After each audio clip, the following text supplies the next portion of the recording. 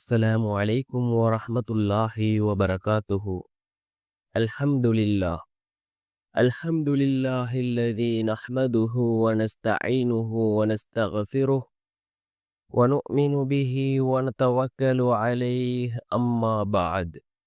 அன்பிற்குரிய அல்லாஹ்வின் நல்லடியார்களே, அன்பு சகோதரர்களே, நாம் தொடர்ச்சியாக பார்த்து வரக்கூடிய துஆக்களினுடைய திக்ருகளினுடைய தொகுப்பில் இன்று நாம் பார்க்க இருக்கின்ற விடயம் என்னவென்றால், இன்றைய தினம் லுஹாவுடைய தொழுகையை தொழுதுவிட்டு இந்த துஆவை ஓதுவோம்.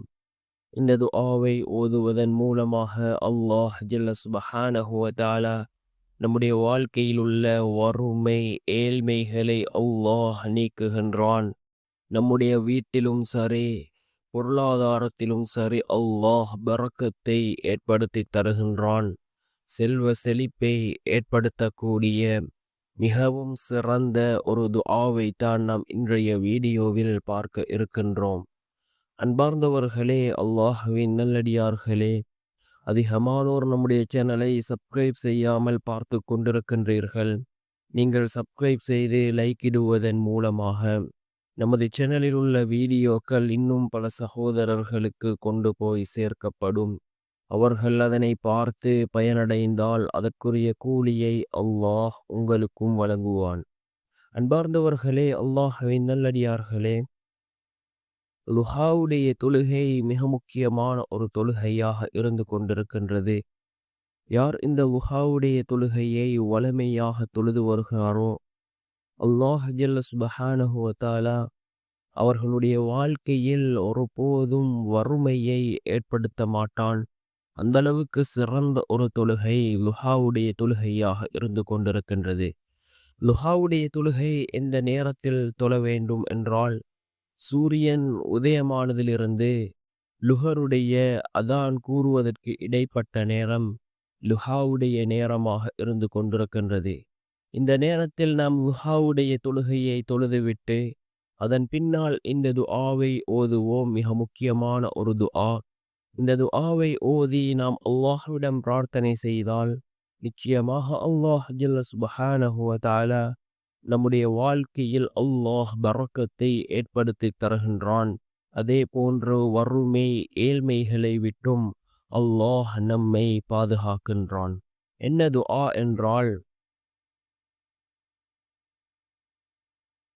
اللهم إن كان رزقي في السماء فأنزله وإن كان في الأرض فأخرجه وإن كان مؤسرا فيسره وإن كان حراما فطهره وإن كان بعيدا فقربه وإن كان قليلا فكثره وإن كان كثيرا فبارك لي فيه وأوصله إلي حيث كنت ولا تنقلني إليه حيث كان واجعل يدي العليا بالإعطاء ولا تجعلها السفلى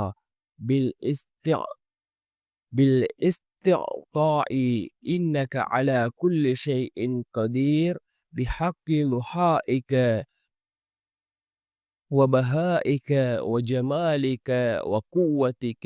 மீண்டும் ஒரு முறை இந்த துஆவை ஓதுகின்றேன்.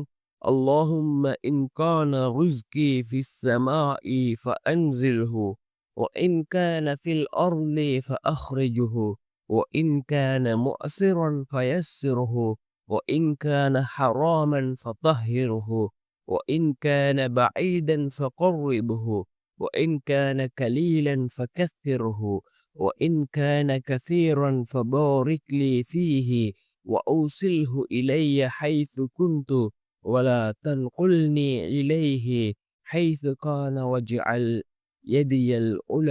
يدي العليا بالإعطاء ولا تجعلها السفلى بالاستعطاء إنك على كل شيء قدير بحق ضحائك وبهائك وجمالك وقوتك என்று வரக்கூடிய இந்த துஆவை நாம் லுஹாவுடைய தொழுகையை தொழுதுவிட்டு ஓதி அல்லாஹ்விடம் பிரார்த்தனை செய்வோம்.